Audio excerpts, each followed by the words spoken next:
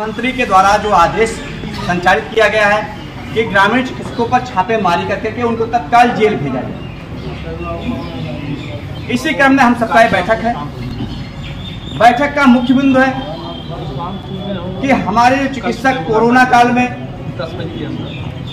भारत की जान बने हुए थे। ग्रामीण क्षेत्रों में बड़े बड़े डॉक्टर जब आप सबसे नजर मिलाने के भी काबिल नहीं बने थे कि उनके यहाँ जो 100 रुपए के फीस वाले डॉक्टर थे उनकी फीसें कितना हो गई थी 500, और डॉक्टर छूने के बदले ऑनलाइन देख रहा था और दूर से देख रहा था।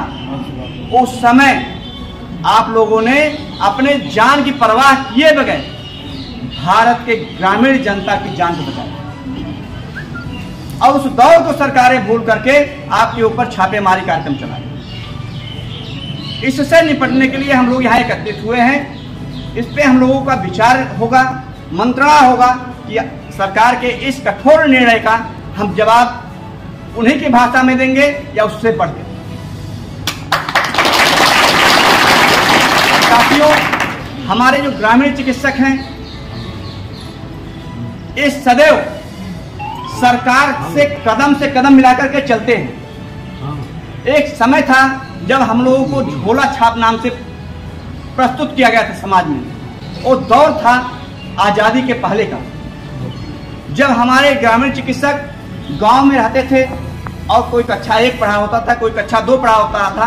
हालांकि उस समय जो 2 पढ़ा तो होता था, 5 पढ़ा होता था, वो मास्टर हुआ करता था और लोगों को सिखा करके भेजता था जो डॉक्टर और इंजीनियर बनते थे। वो लोग अगर किसी रजिस्टर्ड चिकित्सक के यहाँ 3 साल तक काम करते थे तो उनको RMP की डिग्रियां दी जाती थी। जो हमारे कलकत्ता के साथी हैं उनको पता होगा कि आज भी कलकत्ता में RMP मान्य है। लेकिन सन 1972-73 के दौर में इंदिरा गांधी जी की सरकार आई और उन्होंने RMP को बैन कर दिया, खासतौर से उत्तर प्रदेश और बिहार जैसे राज्यों में। लेकिन मैं सरकारों से लगातार मांग करते आ रहा हूँ, 2017 से जो हमारे साथी जान रहे होंगे, यहाँ तक कि मैं आप लोगों की आवाज के लिए दिल्ली के जंतर मंतर पर भी बड़ी संख्या में लोगों को लेकर के आंदोलन किया कि आप लोगों को प्रशिक्षित किया जाए। जैसे भारत सरकार के द्वारा इस समय कार्यक्रम चल रहा है, सबको पता होगा, कौशल विकास प्रशिक्षण कार्यक्रम। उसके तहत जो हाई स्कूल और इंटर पास बच्चे हैं जो अपना भविष्य कहीं और संवार सकते हैं, वो कोई MBBS बन सकता है, कोई इंजीनियर बन सकता है, कोई बड़ा नेता भी बन सकता है, उसको मोटिवेट करके आप बेड साइड असिस्टेंट का कोर्स करा रहे हैं। यानी आप उसके भविष्य को अंधकार में कर रहे हैं, उसको और आगे बढ़ा